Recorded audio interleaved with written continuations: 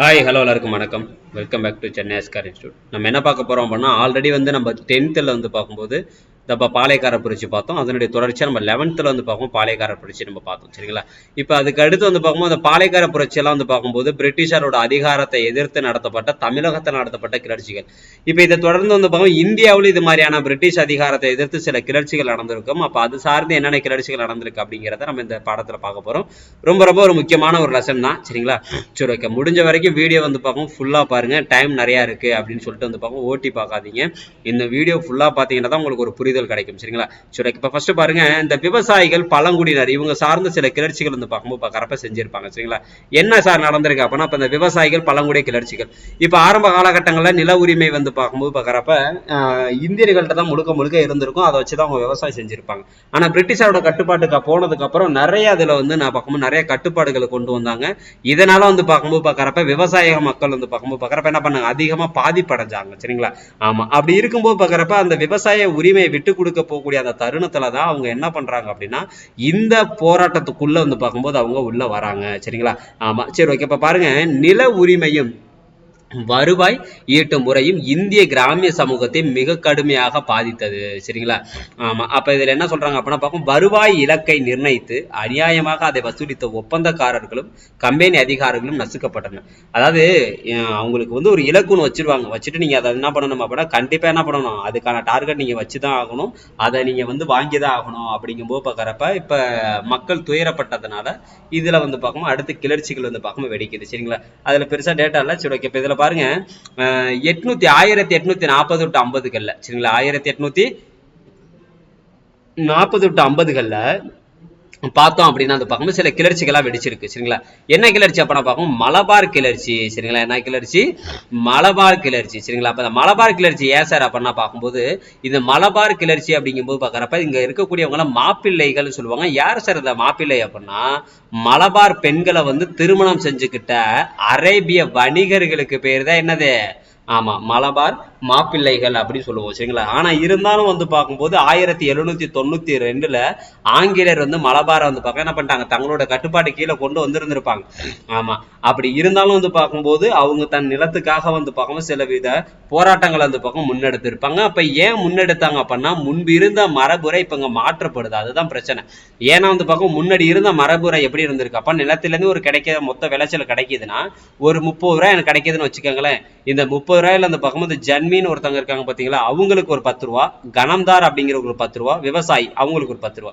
ஆனா இவங்க நிலமாற்றம் செஞ்சதுக்கு அப்புறம் என்ன ஆகுது அப்படின்னா, இந்த அதிகாரம் முழுக்க முழுக்க பிரிட்டிஷ் கையில போய் விழுந்துருது. சரிங்களா? அப்ப என்ன பண்றாங்கன்னா, இந்த ஜன்மிகள் இருக்காங்க பாத்தீங்களா, இவங்க தான் முழுக்க முழுக்க என்ன ஆகுறாங்கன்னா முழு உரிமையாளரா மாறுறாங்க.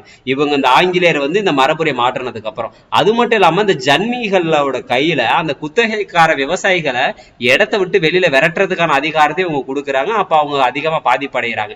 இதன் தொடர்ச்சியா சில இடங்கள்ல வந்து பார்க்கும் சில கிளர்ச்சிகள் நடந்திருக்கு. எங்கெங்க அப்படின்னா, 1849ல மஞ்சேரி. சரிங்களா? ஆமா, ஆகஸ்ட் மாசம்.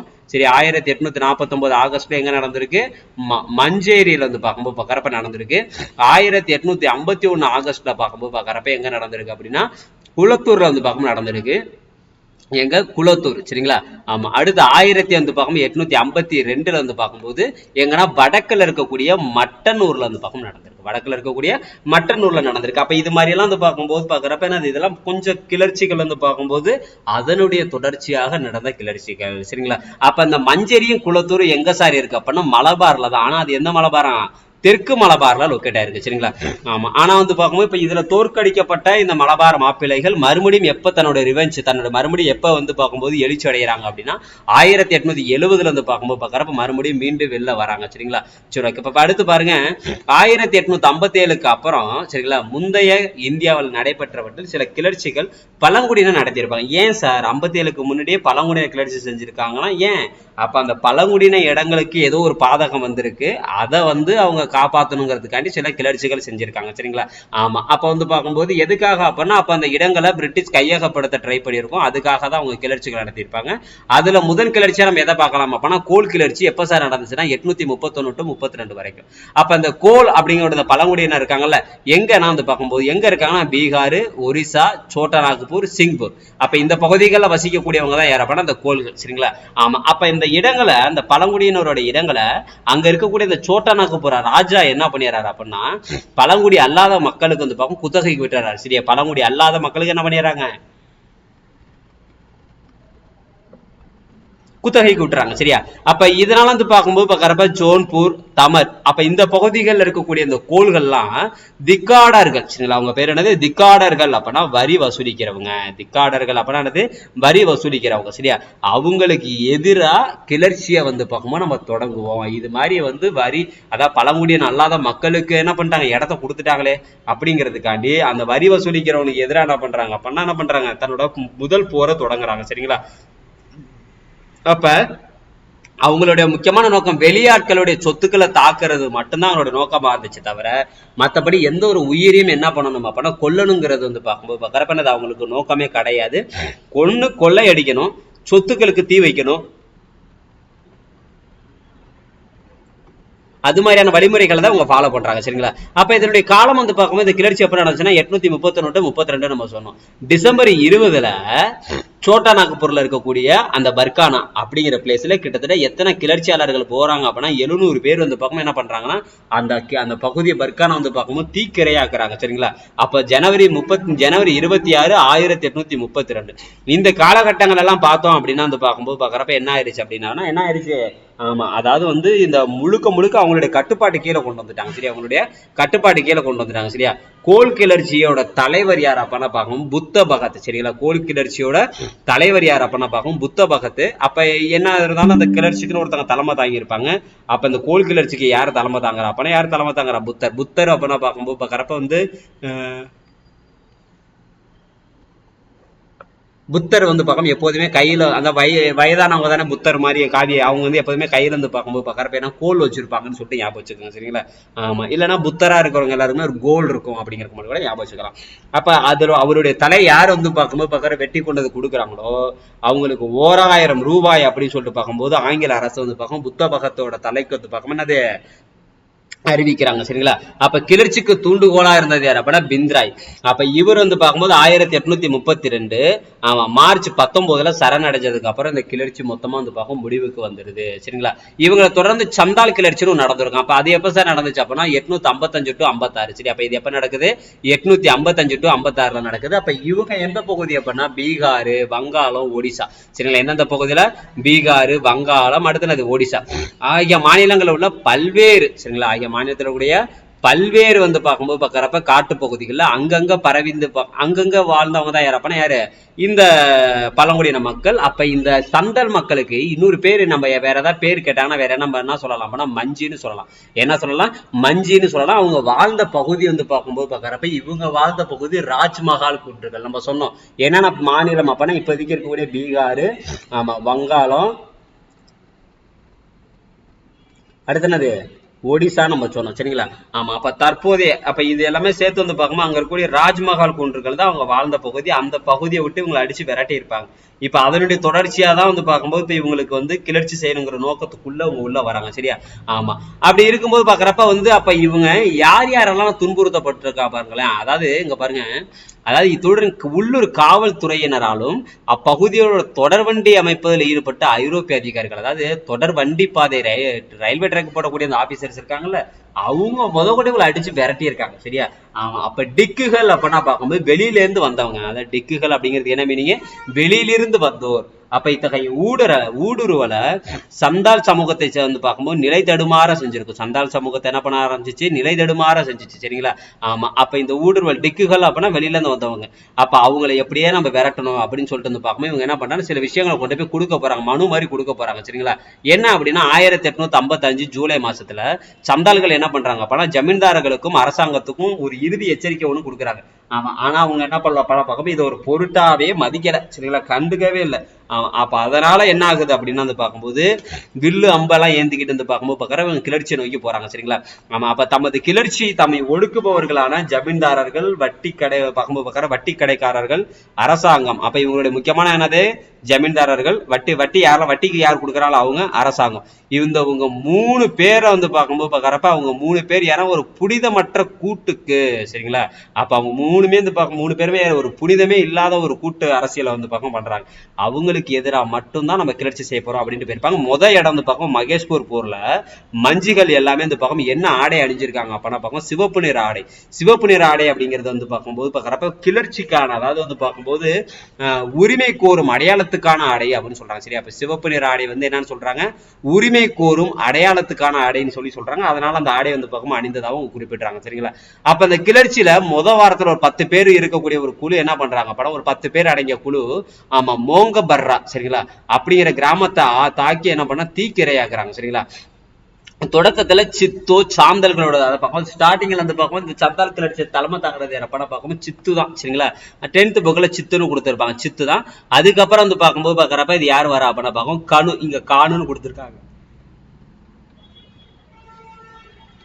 இங்க காணுன்னு கொடுத்துருக்காங்க, சரிங்களா. ஆமா. அப்ப இவங்க என்ன பண்றாங்க அப்படின்னா மத்த ஆயிரக்கணக்கான விவசாயிகள் எல்லாம் சேர்ந்து சார்லஸ் மசெக் அவுரி தொழிற்சாலை, அப்ப அந்த பகுதியை வந்து பார்க்கும்போது அந்த தொழிற்சாலையை வந்து என்ன பண்றாங்க அப்படின்னா என்ன பண்றாங்க, சந்தால் மக்கள் வந்து பார்க்கும்போது அடிச்சு தீக்கிரையாக்குறாங்க, சரிங்களா. அப்ப கிட்டத்தட்ட இதுல எத்தனை பேர் இறந்து போறாங்க அப்படின்னா பங்கேற்றது 50,000 பேர் இருக்கலாம், சரிங்களா. ஆனா கிளர்ச்சியாளர்கள் வந்து பார்க்கும் 15,000 20,000 பேர் வரைக்கும் இறந்து போறாங்க, சரிங்களா. முண்டா கிளர்ச்சி, இதுக்கு அடுத்து என்னது முண்டா கிளர்ச்சி. அப்ப இந்த முண்டா கிளர்ச்சிக்கு ஒரு பேரு உல்குலன் கிளர்ச்சின்னு சொல்லுவாங்க, சரிங்களா. முண்டா இன மக்கள் வந்து பார்க்கும்போது பார்க்கறப்ப என்னன்னா கூட்டு நிலம் செய்வாங்க, சரிங்களா. அதாவது ஊர்ல 10 பேர் இருக்கீங்கன்னா 10 பேருக்கு வந்து பார்க்கும்போது உங்க ஊருக்கே காமனா ஒரு 10 ஏக்கர் இருக்குன்னு வச்சுக்கோங்களேன்.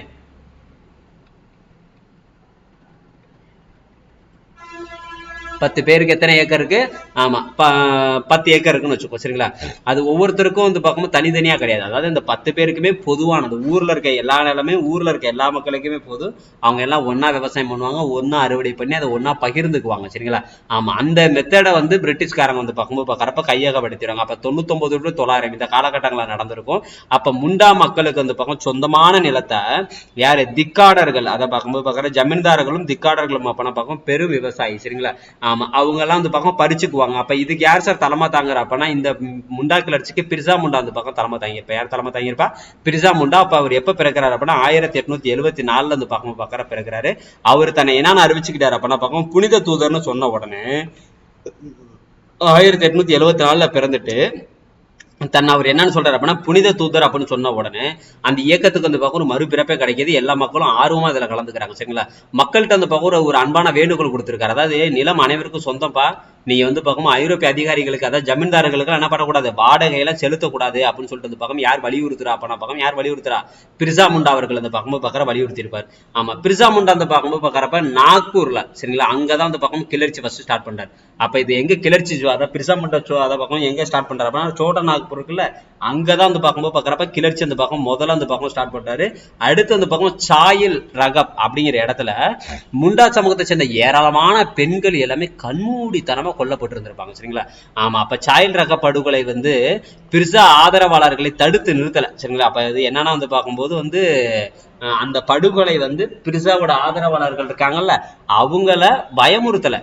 அவங்க இன்னும் வந்து பார்க்கும்போது பார்க்கறப்ப என்ன பண்றாங்க அப்படின்னா அந்த இயக்கத்துக்குள்ளதான் போறாங்க, சரிங்களா. அப்ப 1900 ஜூன் மாசம் 9ஆம் தேதி 1900 ஜூன் மாசம் 9ஆம் தேதி வந்து பார்க்கும் கைது செய்யப்பட்ட பிர்சா முண்டா அவர்கள் இறந்து போறாரு. அதுக்கப்புறம் அந்த இயக்கம் அப்படிங்கிறது பார்க்கும்போது பார்க்கறப்ப கொஞ்சம் கொஞ்சமா முடியுது. 10th கொடுத்துருப்பாங்க, சரிங்களா. சோட்டா நாகப்பர் குத்தகை சட்டம் அப்படின்னு ஒன்று கொண்டு வந்திருப்பாங்க. எப்ப அப்படின்னா 1908 அந்த பக்கம் போட்டு இருந்திருப்பாங்க, சரிங்களா. சரி, இப்ப அடுத்து பாருங்க பெருங்கிளர்ச்சி, சரிங்களா. ஆல்ரெடி நம்ம பார்த்திருப்போம் 1806 புரட்சி, சரிங்களா. இதுக்கு காரணம் என்ன அப்படின்னா தலைப்பாகை. இதோட கிட்டத்தட்ட சின்ன ஒரு அரேஞ்ச்மெண்ட் தான் யார் அப்பனா பார்க்கும்போது 857 புரட்சி. அப்ப இதற்கான காரணம் என்ன அப்பனா பார்க்கும் தோட்டா, சரிங்களா? அந்த தோட்டா வந்து பார்க்கும்போது பார்க்கறப்ப ஒண்ணு வச்சிருப்பாங்க. அதுக்கு மேல வந்து பார்க்கும்போது பார்க்கறப்ப வந்து அந்த ஒரு பொதி உரைன்னு ஒண்ணு இருக்கும், சரிங்களா? அந்த குண்டு வைக்கக்கூடிய அந்த லேயர், அதை வந்து நம்ம ஃபர்ஸ்ட் அதுக்கு முன்னாடி வாயால கடிச்சு துப்பணும். அந்த இது ஃபுல்லா வந்து பார்க்கும்போது கிரீஸ் மாதிரி ஒண்ணு அப்ளை பண்ணிருப்பாங்க. அந்த கிரீஸ் பண்ணியோட கொழுப்போ இல்ல பசுவோட கொழுப்பாவோ இருக்கலாம் அப்படிங்கிற மாதிரி வதந்தி கிளம்பினாலதான் அந்த கிளர்ச்சி வெடிச்சிருக்கும், சரிங்களா? ஆமா. அப்ப இதை பத்தி இது வரைக்குமே வந்து பார்க்கும்போது ஃபுல்லா அந்த கதை தான் இருக்கும். அதை ஜஸ்ட் ரீட் பண்ணுங்க. இதுல பாருங்க, இந்த வங்காள படையின் ஆங்கில தளபதியா யார் இருந்திருப்பாருன்னா கர்னல் மல்லிசன் இருந்திருப்பாரு. இவர் வந்து பார்க்கும்போது இந்த making of the Bengal army, இந்த வங்காள படையின் உருவாக்கம் அப்படிங்கிற ஒரு புத்தகத்தை எழுதியிருக்காரு, சரிங்களா? அதுல இந்த மல்லிசன் வந்து பார்க்காம என்ன சொல்லியிருக்காரு அப்படின்னா, ஒரு சின்ன ஒரு ராணுவ வீரரோட கழகம்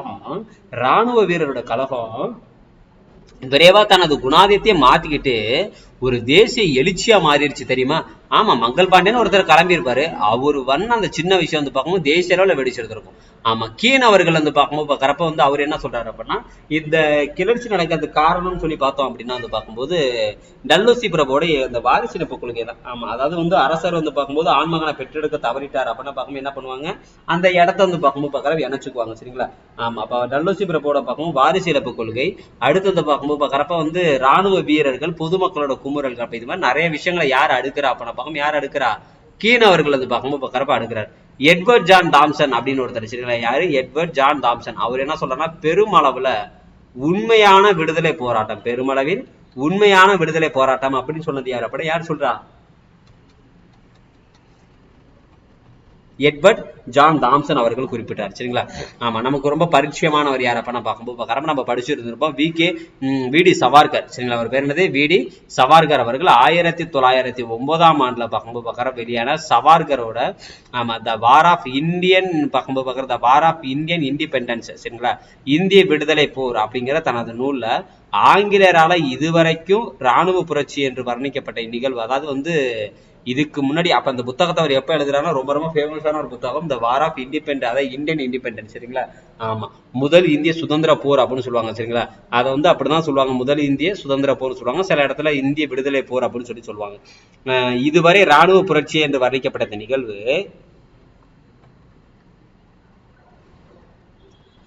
உண்மையில் அமெரிக்க சுதந்திர போரை போன்ற ஒரு விடுதலை போர் தான் அப்படின்னு சொல்லி இருந்திருப்பாங்க, சரிங்களா? சரி, ஓகே. அடுத்து பாருங்க, ஆங்கிலம் படித்த மத்தியதர மக்கள் இவ்வெளிச்சில் எந்த ஒரு பங்கையும் வகிக்காவிட்டாலும் தேசிய வரலாற்று அறிஞர்கள் வந்து பார்க்கும்போது என்ன பண்றாங்க அப்படின்னா, இந்த வெளிச்சை பத்தி வந்து பார்க்கும்போது என்ன பண்றாங்க, முதல் விடுதலை போர்னே சொல்றாங்க, சரிங்களா? ஆமா, அடுத்து பாருங்க, இதுல வந்து பார்க்கும்போது அந்த ஆங்கிலேயர் அதுக்கான காரணம் வந்து பாருங்க, இந்த டல்ஹௌசி பிரபு சும்மா இருக்காம வந்து பார்க்கும்போது என்ன பண்ண வாரிசிலப்பு கொள்கையை கொண்டு வந்திருப்பாரு. அது மூலமா ஃபர்ஸ்ட் இணைச்சது அவத்தை இணைச்சிருப்பாரு, அதுக்கப்புறம் ஜான்சிங்கிற ஒரு இடத்தை இணைஞ்சிருப்பாரு. ஆமா, அதுக்கப்புறம் கடைசியா வந்து பார்க்கும்போது பேஸ்வாவோட தத்தெடுக்கப்பட்ட மகன் யார் அப்படின்னா நானா சாஹிப், சரிங்களா? ஆமா, அப்ப அந்த நானா சாஹிப் வந்து பக்கம் அவமானப்படுத்தியிருப்பாரு. ஓய்வூதியத்தை கரெக்டா கொடுத்துருக்க மாட்டாங்க. அப்ப பம்பாய் அரசு என்ன பண்ணுது அப்படின்னா இனாம் கமிஷன் அப்படின்னு சொல்லிட்டு வந்து பார்க்கும் ஒரு கமிஷன் அமைக்கிறாங்க. எப்படின்னா 1852.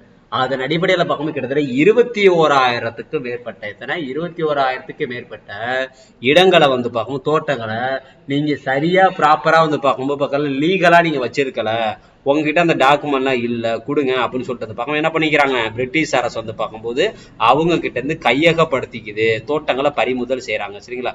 ஆமா, அப்ப பெருஞ்சுமையான நிலவரி தான் வந்து பார்க்கும்போது பார்க்கறோம். ஏன்னா இதுக்கு முன்னாடி வந்து பார்க்கும்போது நம்ம மற்ற இஸ்லாமிய அரசுலாம் வாழ்றப்ப முகலாயர்கள், ஆமா, டெல்லி சுல்தான், அப்ப அங்கெல்லாம் வரும்போது நம்ம இந்த நிலவரி, அதாவது நிலம் வந்து பார்க்கணும் விளைச்சல் இருக்கக்கூடிய நிலத்துக்கு மட்டும் தான் நம்ம வரி வாங்கியிருக்கோம். ஆனா இவங்க வந்து என்ன பண்ணியிருக்காங்க அப்படின்னா, உங்ககிட்ட நிலம் ஒண்ணு இருக்கா, அது கண்டிப்பா என்ன பண்ணணும், வரி வாங்கணும். அப்ப நிலத்தை வந்து பார்க்கணும் வாடகையா தான் பார்த்துட்டு இருந்திருக்காங்க யாரு, பிரிட்டிஷ் அவர்கள், சரிங்களா?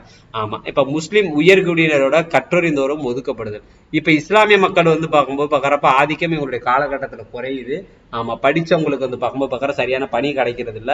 அது மட்டும் இல்லாம இஸ்லாமிய மக்களுக்கு வந்து பார்க்கும் பாரசீக மொழி தான் வந்து பார்க்கும்போது அவங்களுக்கு பற்று அதிகமா இருக்கும். ஆமா, அந்த மொழியவே அவங்க என்ன பண்றாங்க அப்ப பார்க்கும்போது பார்க்கறப்ப என்ன பண்றாங்க, ஆமா, அதை நீக்கிட்டாங்க, சரிங்களா? அது மொத்தமாவே ஒழிச்சுட்டாங்க. அப்ப இதனால வந்து பார்க்கும் இஸ்லாமிய மக்கள் இங்க பாதிக்கதான் பட்டிருக்காங்க. மத உணர்வுகளை பொறுத்த வரைக்கும் 56ல சட்டமானது வங்காள படையில உயர் ஜாதியினர் சேர்த்துக்குள்ள வழிவகை செய்தது. ஆமா, இந்த 56ல ஒரு சட்டம் கொண்டு வராங்க. அது என்ன சொல்றாங்க அப்ப வங்காள படையில உயர் ஜாதியினர் என்ன பண்ணணும்,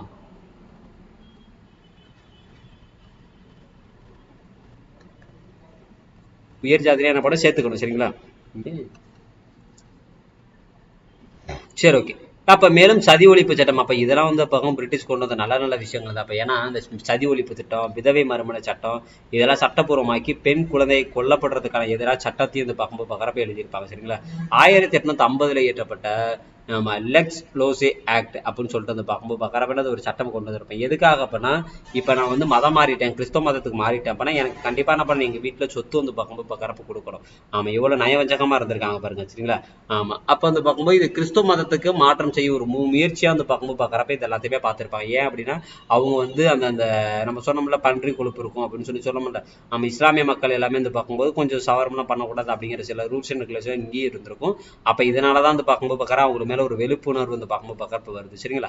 சரி, இப்ப பாருங்க, பெருங்கிளர்ச்சியோட போக்க பொறுத்த வரைக்கும் இந்த பக்கம் ஃபர்ஸ்ட் இது ஸ்டார்ட் பண்ணது யார் அப்படின்னா மங்கள் பாண்டே 1857. சரிங்களா? இப்ப 1857 இந்த பார்க்கும்போது பார்க்கறப்ப ஆரம்பிக்கிறாரு. 1857 இருந்து பார்க்கும்போது பார்க்கறப்ப ஜனவரி என்ன டேட் அப்படின்னா என்ன டேட்டு? ஆமா, சாரி, மார்ச் 29. சரிங்களா? 1857 மார்ச். ஏன் அழியுது?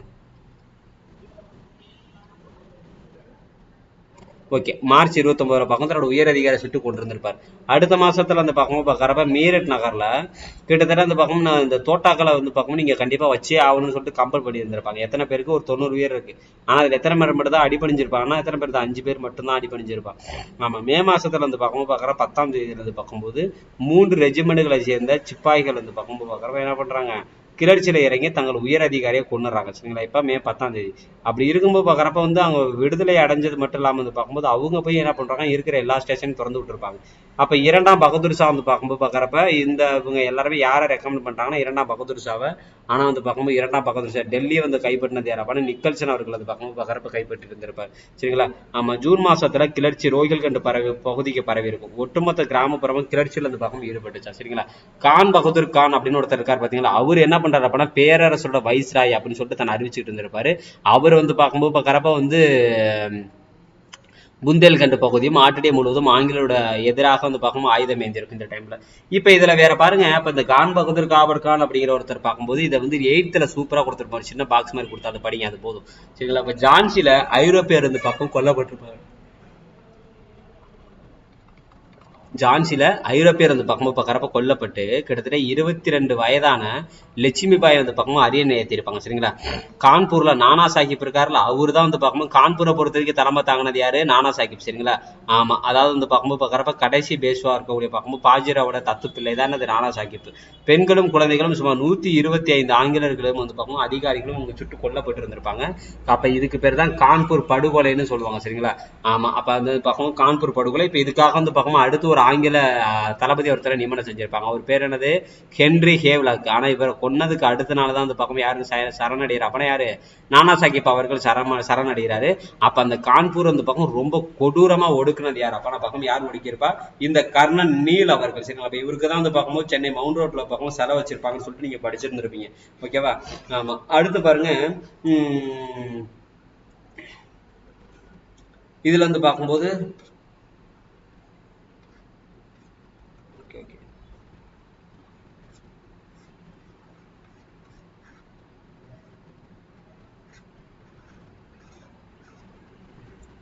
தாந்தியா தோப்பை கான்பூர் அந்த பக்கம் கைப்பற்றி இருந்திருப்பாரு. சரிங்களா? அப்ப கான்பூர் அந்த பக்கம் மறுபடியும் போயிட்டு வந்து பார்க்கும்போது நானா சாஹிப் ஆல்ரெடி இருந்திருந்திருப்பாரு. அதுக்கப்புறம் வந்து கர்ணன் நீல் வந்து வந்து ரொம்ப கொடூரமா இருந்திருப்பாரு. அதுக்கப்புறம் கான்பூரை மறுபடியும் கைப்பற்றினது அப்பனா தாந்தா தோப்பு அந்த பக்கம் கைப்பற்றி இருந்திருப்பாரு. சரிங்களா? ஆனா மறுபடியும் கான்பூர் அந்த பக்கம் யார் கைப்பற்றா அப்பனா பார்க்கும்போது கேம்பல். அதான் பக்கம் யார் வரா? கேப்டன் கேம்பல் அவர்கள் வராங்க.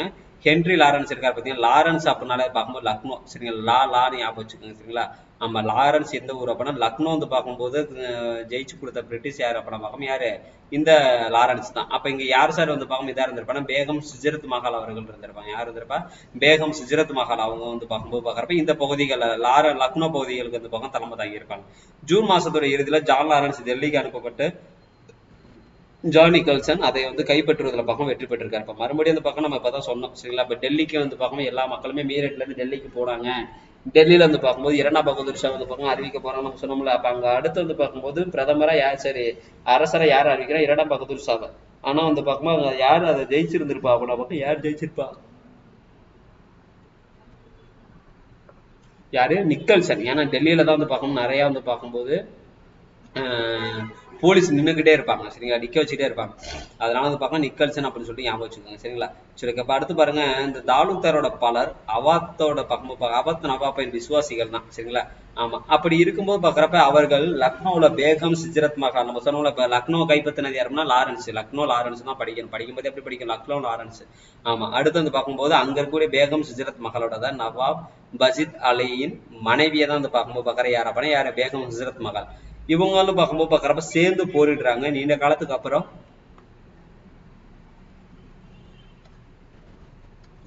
நீண்ட காலத்துக்கு பிறகு வங்காள படை என்ன பண்ணப்படுது அப்படின்னா கிட்டத்தட்ட வந்து பார்க்கும்போது நீண்ட காலத்திற்கு, அதாவது வங்காள படை வந்து நாற்றங்களாக இருந்திருக்கு. அதாவது வங்காள படை இருக்காங்களா, அவங்களுக்கு தேவை இப்ப நாட்டுனானது ஒரு இடத்துல பறிச்சு ஒரு இடத்துல கொண்டு போய் வைப்போம்ல, அது மாதிரி வந்து நமக்கு ஆர்மிக்கு ஆள் தேவைன்னா புசுக்குன்னு வந்து எடுத்துட்டு போயிட்டே இருப்பாங்க அவங்க பாட்டுக்கு சரியா. அவர்கள் அனைவருமே பேகம் ஹிஜ்ரத் மஹாலோட பக்கம் பின் வந்து பார்க்கும்போது பாக்குற அவங்க அந்த அதால பாதிக்கப்பட்டவங்க எல்லாருமே என்ன பண்றாங்க அப்படின்னா பின்னாடி போயிட்டு வந்து பார்க்கும்போது பாக்குற ஒண்ணு சேர்றாங்க சரிங்களா. ஆமா, அப்ப ராஜா ஜெய்ஸ்லால் சிங்கின் தலைமையில் அவர்கள் ஆங்கிலருக்கு எதிராக போரிட்டு லக்னோவை கைப்பற்றி இருந்திருப்பாங்க சரிங்களா. இப்ப இதுல வந்து யார் போரிடுறா அப்படின்னா பார்க்கும்போது ராஜா ஜெய்சால் வந்து பார்க்கும்போது போரிடுறாரு. அவருக்கு ஆப்போசிட்டா வந்து பார்க்கும்போது பாக்குறப்ப யார் இருந்திருப்பா அப்படின்னா சரி ராஜா ஜெயலால் அப்படிங்கிற ஒரு பக்கம் தலைமையில ஆங்கிலுக்கு எதிராக போரிட்டு இருந்திருப்பாங்க, லக்னோ ஜெயிச்சிருந்திருப்பாங்க. அப்ப இந்த இடத்துல வந்து பார்க்கும்போது ஹசரத் மஹால் வந்து என்ன பண்றது, அவரோட மகன் யார் அப்படின்னு பார்க்கும்போது அவருடைய மகன் பேர் வந்து பார்க்கும்போது பிர்ஜிஸ் கத்ரா சரிங்களா. அவர் பேர் என்னது, பிர்ஜிஸ் கத்ரா. அவரை வந்து அரசர் அறிவிச்சிருந்திருப்பார். 858 இருந்து பார்க்கும்போது பாக்குறப்ப லக்னோ அப்ப கிட்டத்தட்ட அப்ப ஜெயிச்சவங்க அதுக்கப்புறம் 58 தான் கடைசியா தான் அந்த பக்கம் கைப்பற்ற முடிஞ்சிருக்கு சரிங்களா. நான் ஒரு கதை சொன்னேன் தெரியுமா, ராஜாஜி பத்தி சென்னை மவுண்ட் ரோட்ல கொண்டு போய் வச்சாங்க அப்படின்னு சொல்லிட்டு, இதுதான் அந்த கதை சரிங்களா. ஃப்ரீயா இருக்கும்போது படிச்சு பாருங்க. ஹக்ரோஸ் அப்படிங்கிற ஏப்ரல் மாத தொடக்கத்துல ஜான்சியை முற்றுகையிட்டு, ஆமா ஹக்ரோஸ் வந்து பார்க்கும்போது பாக்குறப்ப என்ன பண்றாரு, ஆமா அதாவது வந்து ரோஸ் வந்து பார்க்கும்போது யாரு கொடுப்பாங்க அப்படின்னா ஜான்சி ராணி கொடுப்பாங்கன்னு சொல்லி ஞாபகம் சரிங்களா. ஆமா, முற்றுகையிட்டுட்டு அதுக்கப்புறம் மறுபடியும் தாந்திய தோப்பு வந்து பார்க்கும்போது கரப்ப என்ன பண்ணிருப்பாரு, தோற்கடிச்சிருந்திருப்பாரு. அடுத்து யாரை தோற்கடிக்கிறாரு, தாந்திய தோப்பை தோற்கடிக்கிறார். ஆமா, அப்ப குவாலியரை பொறுத்த வரைக்கும் வந்து பார்க்கும்போது பாக்குறப்ப வந்து லட்சுமி பாய் சரிங்களா. இப்ப குவாலியருக்கு வந்து பார்க்கும் யார் வரா அப்ப பார்க்கும் யார் வரா, ராணி லட்சுமி பாய் துணிச்சலுடன் போரிட்டு குவாலியர் அந்த பக்கம் கைப்பற்றி இருந்திருப்பாங்க. ஆங்கிலேயருக்கு ஆதரவான குவாலியர் அரசர் சிந்தியா அந்த பக்கம் பாக்குறப்ப தப்பி ஓடி இருந்திருப்பாரு. ஏமா ஆல்ரெடி தோத்து போயிட்டான்னு, என்னடா திறமையான அரசர் அப்படின்னு சொல்லிட்டு என்ன பண்ணுவோம், பிரிட்டிஷ் அரசர் இந்த பக்கம் தூக்குல போட்டுரும். ஆமா, அதனால அவர் தப்பிச்சு ஓடி போயிட்டாரு.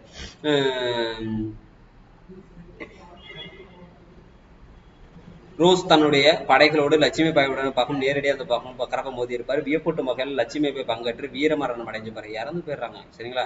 நம்ம கிளர்ச்சியாளர் லட்சுமி பாய் மிகச்சிறந்த தைரியமிக்க தலைவர் என்ன, லட்சுமி பாய் போற்றி ரோஸ் வந்து பார்க்கும்போது பாக்குறப்ப அவரு சொல்ற ரோஸ் அப்பா பெண்ணுதான்ப்பா, ஆனா சரியான அந்த பார்க்கும்போது பாக்குறப்ப திறமைப்பா அப்படின்னு சொல்லி இருந்திருப்பாரு. குவாலியர் விரைவில் மீட்கப்பட்டிருந்திருக்கும் சரிங்களா. ஆமா, அப்ப 1858 அந்த பார்க்கும்போது காணின் இராணுவ புரட்சி ஒடுக்கப்பட்ட அமைதி மீட்கப்பட்டதற்காக அறிவிச்சிருப்பார் சரிங்களா. அதாவது பார்க்கும்போது வந்து குவாலியர் விரைவில் மீட்கப்பட்டது 1858 காணிங் இராணுவ புரட்சி.